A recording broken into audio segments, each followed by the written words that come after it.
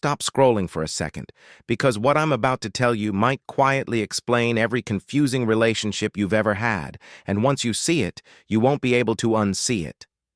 There's a moment in every relationship that decides everything. It's not the first, "I love you." It's not the late-night calls. It's not even the big fights. It's a small, almost invisible moment when you needed someone, and they showed you exactly who they are.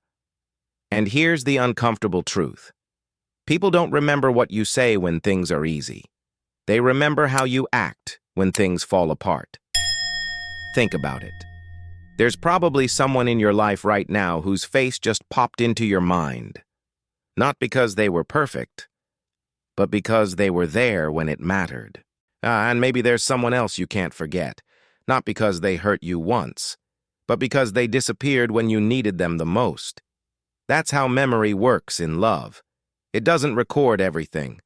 It only saves what felt real. Now here's where it gets interesting. Most people believe love is about how someone makes you feel in good moments. The butterflies, the excitement, the attention. But real love? It shows up in the boring, inconvenient, uncomfortable moments. It's the person who listens when you're not making sense. The one who stays when you're not easy to be around. The one who doesn't turn your worst day into their excuse to leave. And here's the twist nobody tells you. The person who truly cares about you will not always make you feel comfortable. In fact, they'll probably be the one who challenges you the most. And because honesty doesn't always sound nice, there's a difference between someone who keeps you happy and someone who helps you grow. And if you're paying attention, you'll notice something strange. The people who flatter you are easy to keep. The people who tell you the truth are the ones you almost lose. But those are the rare ones, the ones who see you clearly and still choose you. Now let me ask you something. Have you ever waited for someone? Not just for a reply, not just for a call, but waited for them to become the person you hoped they were? Yeah, most people have. And waiting feels like love, doesn't it? But here's the dangerous part. Waiting can also be denial dressed as loyalty, because anyone can say, "I care about you." But very few people will prove it consistently, without excuses, without disappearing, without making you question your place in their life. And consistency is where love either survives or quietly dies. There's something else you should know. Not everyone who enters your life is meant to stay. Some people are temporary but not pointless. They come into your life to show you something. What you deserve, what you tolerate, or what you should never accept again. And the sooner you understand that, the less you'll chase people who were never meant to stay. Because here's the truth nobody likes to admit. Closure doesn't come from them. It comes from you, when you finally stop expecting them to be different. Now let's flip this for a second. You know how you can tell someone matters to you? It's not when you're with them. It's when something happens, and they're the first person you want to tell. That instinct, that pull, that's emotional priority, and you can't fake that. In fact, your mind might forget people, but your habits won't. The person you check your phone for, the name you look for in a crowd, the one you replay conversations with in your head. That's the person who's quietly living in your thoughts. But here's where people get it wrong. They assume that feeling something deeply means it's right. It doesn't. Sometimes you don't miss the person. You miss the version of them you created in your mind. And that illusion can be stronger than reality. That's why letting go feels so hard, because you're not just losing them. You're losing the future you imagined with them. And that future? It felt real, even if it never existed. Now listen carefully, because this might change how you see everything.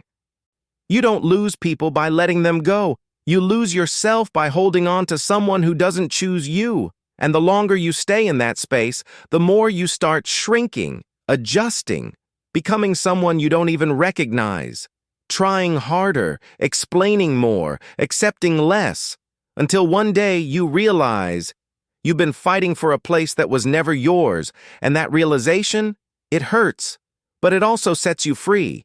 Because once you see it, you stop chasing attention and start choosing peace. Now here's something most people ignore. Love isn't just about who stays, it's about how they stay. Do they respect your boundaries? Do they support you when it's inconvenient? Do they listen, or just wait for their turn to talk? Because there's a big difference between someone who hears you and someone who understands you. And once you experience that difference, you'll never settle for less again. There's also something powerful about silence, not the awkward kind, but the kind where you stop proving your worth. You stop reminding people of your value. You stop asking for the bare minimum. And instead, you step back and watch. Because people reveal themselves when you stop chasing them. They show you how much effort they're willing to make. When you're no longer doing all the work. And that moment, that's clarity. Not everyone deserves access to you, and not everyone who had access deserves it forever. Now let's talk about something deeper. Your mind is constantly shaping your reality. Every thought you repeat, every story you tell yourself, it grows like a seed. If you keep feeding doubt, you'll grow insecurity. If you keep feeding hope, you'll grow resilience. And relationships are no different. What you believe about love becomes what you experience. If you believe love is pain, you'll tolerate suffering. If you believe love is effort, you'll accept inconsistency. But if you believe love is mutual, respectful, and stable, you'll stop entertaining anything that feels confusing. Because confusion is not chemistry, it's a lack of clarity. And clarity doesn't come from words, it comes from patterns.